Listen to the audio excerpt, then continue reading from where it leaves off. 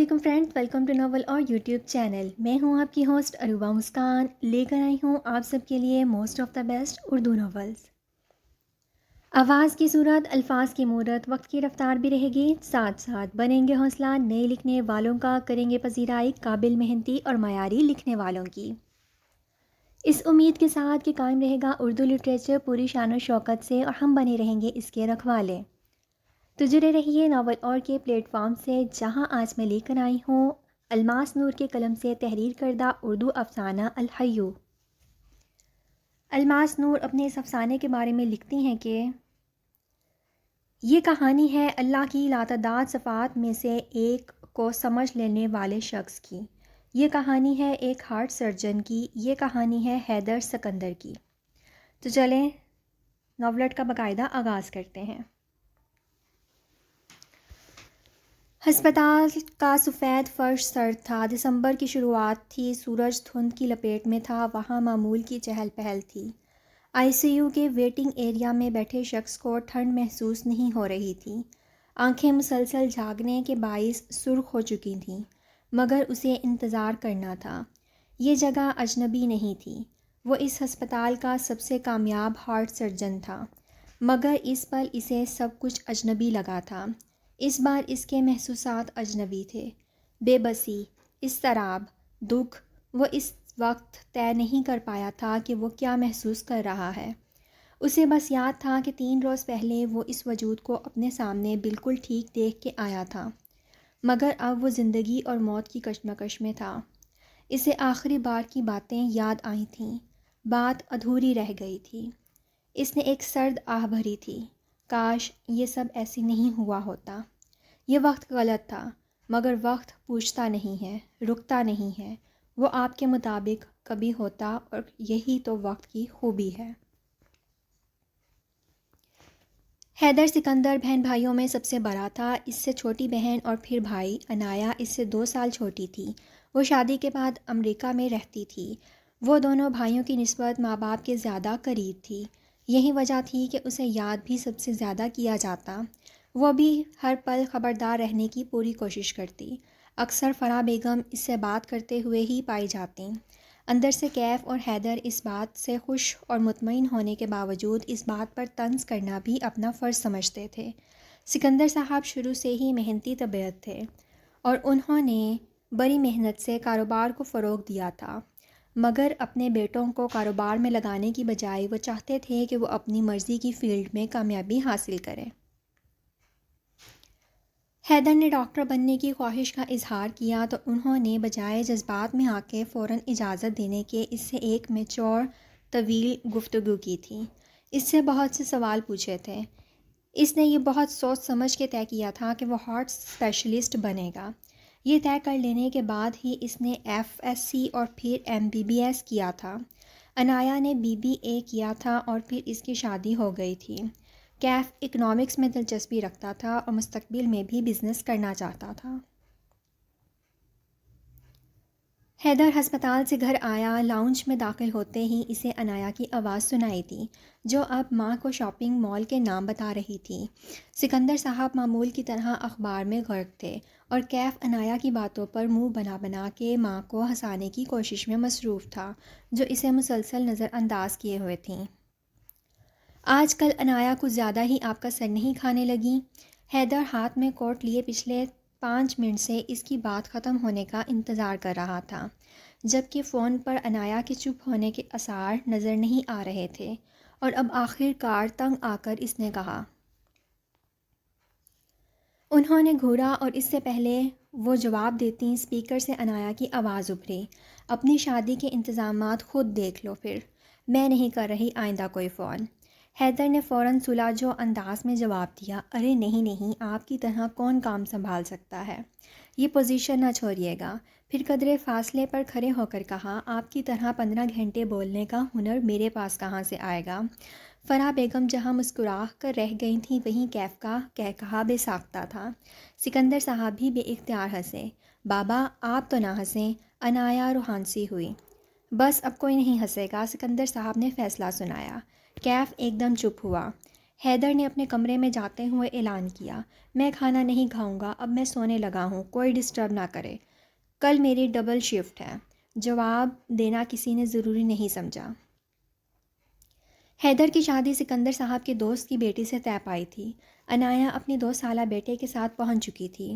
گھر میں رونق لگی رہتی تھی۔ انشا ایک نیا خوشگوار اضافہ ثابت ہوئی تھی۔ انایا اور اس کی خوب بنتی تھی، اور کیف کی ہر شرارت پر پردہ ڈالنے کے لیے اب ایک فریق مل گیا تھا۔ اس کی باتیں دلچسپ ہوا کرتی تھیں۔ انایا کا سامان پیک تھا، کل اس کی فلائٹ تھی۔ بیٹے کو سلا کر اب وہ باہر آ گئی اور اس وقت وہ سب باتیں کر رہے تھے۔ حیدر لیپ ٹاپ گود میں لیے کام میں مصروف نظر آیا۔ باتوں کا جواب وہ محض سر ہلا کر دے رہا تھا۔ ادھر توجہ دو، انایا نے تیسری دفعہ کہا۔ بھائی ملٹی ٹاسکنگ کرنے کی کوشش میں فیل ہو رہے ہیں۔ کیف نے منہ بنایا، جس پر انایا اور انشا کا کہا ایک ساتھ بلند ہوا۔ ویری فنی، حیدر نے لیپ ٹاپ بند کرتے ہوئے کہا۔ اب سونے چلو سب، بہت باتیں ہو گئیں۔ کیف سمیت سب کے منہ بن گئے تھے، مگر اس کے 12 بجاتی گھڑی کی شکل دکھانے پر سب کو اٹھنا پڑا تھا۔ وقت تیزی سے گزرا تھا۔ انایا کو گئے 2 ہفتے ہو گئے تھے، زندگی معمول پر آ گئی تھی۔ یہ نومبر کے وسط کی ایک سرد صبح تھی، سورج دھند کی لپیٹ میں تھا۔ سب لوگ ناشتے کی میز پر جمع تھے۔ انشا ناشتہ سرو کر رہی تھی، کیف اس کی مدد کرواتے ہوئے مسلسل اسے اپنی پریزنٹیشن کے پوائنٹس بتا رہا تھا جو آج یونیورسٹی میں تھی۔ سکندر صاحب بھی غور سے سن رہے تھے، جبکہ فرح بیگم ناشتے میں مصروف تھیں۔ انشا اب آ جاؤ، ناشتہ کرو، اس کی باتیں ختم نہیں ہوتیں۔ حیدر نے انشا کو پکارا۔ ناشتے کی میز پر بیٹھے ہوئے انشا نے حیدر کو یقین دہانی کروائی۔ آج آپ کو مجھے امی کے یہاں لے کر جانا ہے، شام کو جلدی آ جائیے گا۔ میں وعدہ نہیں کرتا، اگر کوئی ایمرجنسی ہوئی تو کیف لے جائے گا، کہہ کر ساتھ ہی تائیدی نظر کیف پر ڈالی تھی، جس نے جو حکم کہہ کر سر ہلایا۔ فلائٹ کل رات کی ہے نا؟ سکندر صاحب نے پوچھا۔ جی کل رات کی ہے، انشا نے سر اس بات میں ہلایا۔ واپس کب آئیں گی؟ فرح بیگم نے فکر مندی سے کہا۔ ان کا ارادہ اب وہیں رہنے کا ہے بھائی، اور بھابھی جا رہے ہیں تو امی ابو اکیلے کیسے رہیں گے، اور میرا ننیال بھی وہیں ہے، امی وہاں زیادہ خوش رہیں گی، ابو بھی اپنے پوتوں کو مس کرتے ہیں بہت، وہ وہاں رہیں گے تو خوش ہوں گے۔ آپ تو انہیں مس کریں گی؟ کیف نے پوچھا۔ نہیں، یہ انایا کی صحبت میں 3 ہفتے رہے ہیں، یہ 24 گھنٹے اب وہاں فون پر بات کرتی پائی جائیں گی، جواب حیدر نے دیا، جس پر سب کے کہے ایک ساتھ گونجے۔ انشا کے والدین اس کی شادی کے بعد اب اپنے بیٹوں کے ہاں رہنے کے لیے ان کے ہمراہ ہی لندن جا رہے تھے۔ انشا کے دونوں بھائی وہیں مقیم تھے۔ شادی اٹینڈ کرنے کے بعد اب وہ اپنے والدین کے ہمراہ جا چکے تھے۔ انشا کے والدین کو گئے ہفتہ ہو چکا تھا۔ کیف اور وہ کچن میں کیک بیک کر رہے تھے، ساتھ ہی کیف اسے یونیورسٹی کا کوئی قصہ سنا رہا تھا۔ گھر میں ملازموں کی موجودگی کے باوجود وہ کھانا خود ہی بناتی تھیں۔ فرح بیگم نماز سے فارغ ہو کر اب تسبیح لے کر لاؤنج میں صوفے پر بیٹھی تھیں۔ انشا ان کے سامنے گرنے کے سے انداز میں بیٹھی تھی۔ فرح بیگم فکر مند ہوئیں۔ انشا بیٹا بہت تھک گئی ہو کیا؟ نہیں امی، انشا نے مسکرا کر جواب دیا تھا۔ پتہ نہیں آج کل بہت تھکاوٹ محسوس ہوتی ہے، حالانکہ میں زیادہ کام بھی نہیں کرتی، بے چینی سی ہے۔ تم شاید اداس ہو اپنے امی ابو کی وجہ سے، بات کر لیا کرو، انہوں نے سادی سی وجہ بیان کی۔ جی، اس نے مسکرا کر کہا۔ رات کو سب کھانے کی میز پر جمع تھے۔ کیف کیک بنانے کی رودات سنا رہا تھا، سب غور سے سن رہے تھے۔ جب اس نے حیدر کو بتایا بھابھی کو شاید چسٹ پین تھا، مجھے تو ایسا ہی لگا، باقی آپ ڈاکٹر ہیں، آپ جانیں، اور بھابھی؟ ساری نظریں ایک ساتھ انشا کی طرف اٹھی تھیں۔ نہیں تو بس تھکاوٹ تھی، اس نے گڑبڑا کر جواب دیا تھا۔ سب لوگ ایک بار پھر کھانے کی طرف متوجہ ہو گئے۔ رات کو حیدر نے انشا سے دوبارہ پوچھا تھا، مجھے یقین نہیں ہے کہ وہ چسٹ پین تھا یا نہیں، بس سانس پھول جاتا ہے اکثر۔ اچھا، حیدر مطمئن نہیں ہوا۔ میری مانو کل چیک اپ کروا لو۔ نہیں، اس کی ضرورت نہیں ہے، مجھے تو ہسپتال سے ہی خوف آتا ہے۔ اس کی بات پر حیدر ہنس دیا۔ اچھا یہ بتائیں، آپ نے کبھی دل کا آپریشن کیا ہے؟ اس نے اشتیاق سے پوچھا۔ ہاں کیا ہے نا۔ کیسا ہوتا ہے؟ دوسرا سوال آیا۔ جیسا ڈائیگرام میں ہوتا ہے سائنس کی کتابوں میں، حیدر نے ہنستے ہوئے کہا، اور مجھے حیرت ہوتی ہے کہ لوگ کیسے کہتے ہیں دل نہیں چاہ رہا یا دل کر رہا ہے، مطلب سوچنے کا کام تو دماغ کا ہے۔ انشا نے نفی میں سر ہلایا۔ یا نہیں، ایسا نہیں ہے۔ تو پھر کیسا ہے؟ حیدر نے مزے سے پوچھا۔ دل بے دلیل مانتا ہے، دماغ دلیل سے مانتا ہے، اور جب انسان کی تخلیق ہوتی ہے تو پہلا عضو دل ہوتا ہے، وہ دماغ سے پہلے اپنا کام شروع کر دیتا ہے۔ ہاں، صحیح کہا، حیدر نے تصدیق کی تھی، میں نے اس زاویے سے کبھی نہیں سوچا۔ اور پتہ ہے اللہ نے قرآن میں بھی فرمایا ہے، اور کہہ دیجئے وہی ہے جس نے تمہیں پیدا کیا اور تمہارے کان، آنکھیں اور دل بنائے۔ اس آیت میں دیکھیں، کان سننے کے لیے، آنکھیں دیکھنے کے لیے اور دل سوچنے کے لیے۔ بالکل صحیح کہا۔ حیدر حیران ہوا، میں نے اس بات پر بھی غور نہیں کیا۔ تمہارا علم بہت اچھا ہے، اس نے ستائش سے کہا۔ شکریہ، انشا مسکرائی۔ اچھا، آپ نے اللہ کے ناموں پر غور کیا ہے کبھی؟ انشا نے اگلا سوال پوچھا۔ ہاں کیا ہے نا، مگر ایک نام ہے جس کے معنی کی وسعت سمجھ نہیں آئی۔ کون سا نام ہے؟ انشا نے قدرے حیرانی سے پوچھا۔ الحی، اس کا مطلب ہے زندگی دینے والا، مطلب ہم میں روح پھونکی جاتی ہے، پھر ہم سے موت کے وقت روح نکال لی جاتی ہے، اور قیامت کے دن اللہ ہمیں دوبارہ زندہ کر دے گا، مطلب ہم 2 بار زندگی سے نوازے جاتے ہیں۔ جی بالکل، لیکن اس کی بات مکمل نہیں ہوئی تھی، حیدر کا فون بجا تھا۔ وہ کال اٹینڈ کر کے بالکونی میں جا کھڑا ہوا۔ کچھ دیر بعد واپس آیا تو اس کے چہرے پر الجھن تھی۔ انشا پوچھے بنا نہ رہ سکی۔ کیا ہوا؟ کس کی کال تھی؟ ہاسپٹل سے تھی، 2 اور ہارٹ سرجنز کو کہیں ایمرجنسی جانے کی ضرورت پڑ گئی ہے، ان کی جگہ میری شفٹ ہوگی، میں شاید کل گھر بھی نہ آ سکوں، روٹین بہت ٹف ہو جائے گی، کل سے میری ہی ڈیوٹی ہے، یہی بتانے کے لیے کال کی تھی۔ اب 2 دن بعد واپسی ہوگی ان کی، میں 2 دن گھر نہیں آ سکوں گا۔ کوئی بات نہیں، وقت ہے، گزر جائے گا، مجھے لگتا ہے کوئی اہم مسئلہ ہوگا تبھی تو گئے ہیں، انشا نے تسلی والے انداز میں کہا۔ ہاں، کل جا کے معلوم کروں گا، ابھی تو نہیں پوچھا۔ اب سو جانا چاہیے، کل بہت مصروف دن ہوگا میرا، باقی باتیں پھر کریں گے۔ حیدر بات مکمل کر کے نائٹ سوٹ اٹھا کر باتھ روم میں گیا تھا۔ انشا نے لائٹ آف کر کے لیمپ آن کر کے سونے کے لیے لیٹ گئی تھی۔ سینے میں درد کی ٹیس اٹھی تھی جسے اس نے نظر انداز کر دیا۔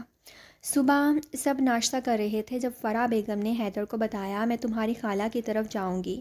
وہ شکوہ کر رہی تھیں کہ میں بہو کے آنے کے باوجود اس سے ملنے نہیں جاتی، سوچ رہی ہوں رات وہیں رہوں گی، مگر امی میری 2 دن کی ڈے اینڈ نائٹ شفٹ ہے، میں بھی گھر نہیں ہوں گا، آپ بھی، اور خالہ کا گھر بہت دور ہے۔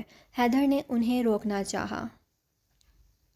تو کیا ہوا، میں کیف اور ابو تو ہوں گے نا، آپ امی کو کیوں روک رہی ہیں؟ انشا نے کہا۔ میں شام کو واپس آ جاؤں گی یا نہیں جاتی؟ فرح بیگم نے آرام سے کہا۔ نہیں نہیں امی، آپ جائیں، میں سنبھال لوں گی، آپ اپنا پروگرام کیوں کینسل کر رہی ہیں؟ فرح بیگم شفقت سے مسکرائیں۔ ٹھیک ہے، جاؤں گی، نہیں کرتی پروگرام کینسل، آپ دونوں کی اتنی دوستی مجھ سے ہضم نہیں ہوتی، کیف نے بظاہر بڑی سنجیدگی سے کہا تھا، مگر اس کے لیے ہنسی کنٹرول کرنا مشکل کام تھا۔ سکندر صاحب اور حیدر ایک ساتھ ہنسے تھے، جبکہ فرح بیگم اور انشا گھور کے رہ گئی تھیں۔ حیدر کا اندازہ درست تھا، اس کو واقعی فرصت نہیں ملی تھی، وہ نیند سے بے حال تھا، کھانا بھی برائے نام کھایا تھا، دوسرا دن تھا اور اسے ان 2 دنوں میں 2 سرجریز کرنی پڑی تھیں۔ ڈاکٹر رضا نے آج شام تک آ جانا تھا، جبکہ ڈاکٹر ولی کی چھٹی 1 دن مزید بڑھ گئی تھی۔ وہ سرجری سے فارغ ہو کر ابھی آیا تھا، پانی پیا تھا جب ڈاکٹر رضا آتے ہوئے دکھائی دیے تھے۔ وہ ادھیڑ عمر کے ایک پروقار شخصیت کے مالک تھے، دونوں گرم جوشی سے ملے۔ آپ اب گھر چلے جائیں ڈاکٹر حیدر، میں آ گیا ہوں، سنبھال لوں گا۔ جی بہتر، حیدر نے مسکراتے ہوئے کہا۔ وہاں سے وہ اپنے آفس میں آیا تھا، وہ شدید تھکا ہوا تھا، ڈرائیو کرنے کی پوزیشن میں تھا۔ کیف کو بلا لیتا ہوں۔ ڈرائیو کرنے کی پوزیشن میں نہیں تھا۔ کیف کو بلا لیتا ہوں، اس کو یہی حل سوجا۔ سائلنٹ لگے موبائل کو نکالا، آن کیا اور پچھلے 15 منٹ میں کیف کی تقریباً 50 مسڈ کال دیکھ کر چکرا کے وہ رہ گیا۔ فون دوبارہ بجا تھا، اس نے فوراً یس دبا کر کان سے لگایا۔ کیف، کیا ہوا ہے؟ بھائی، بھابھی، مجھے لگتا ہے انہیں ہارٹ اٹیک ہوا ہے، میں انہیں ہاسپٹل لا رہا ہوں، راستے میں ہوں۔ بھائی، آپ سن رہے ہیں؟ حیدر نے پہلی بار زمین آسمان گھومتے ہوئے محسوس کیے۔ بھائی، کیف نے دوبارہ پکارا۔ ہاں، تم جلدی لاؤ اسے، بمشکل کہہ کر وہ کال بند کیے ڈاکٹر رضا کے روم کی طرف بھاگا۔ ڈاکٹر رضا قدرے حیران ہوئے تھے، کیف ڈاکٹر نہیں ہے، بعض اوقات غلط فہمی ہو جاتی ہے، ایسے اچانک کیسے ہارٹ اٹیک ہو سکتا ہے؟ اس بات پر حیدر چونکا۔ اس بات کو خود ڈاکٹر رضا نے بھی نوٹ کیا۔ کیا وہ پہلے بیمار تھیں؟ انہوں نے پوچھا۔ ہاں نہیں، حیدر الجھا ہوا تھا، اس کو تھکن ہوتی تھی، بے چینی، اور کیف نے چسٹ پین کا بھی کہا ایک بار۔ اوہ میرے خدا، میں نے پہلے کیوں نہیں سوچا؟ حیدر کو یقین نہیں آیا۔ میں اتنی اہم بات کیسے نظر انداز کر سکتا ہوں؟ کیونکہ ہم اپنے پیاروں کو بیمار تصور نہیں کر سکتے۔ کوئی بھی مریض آپ کو بتاتا تو آپ سمجھ جاتے، ڈاکٹر رضا نے سمجھانے والے انداز میں کہا۔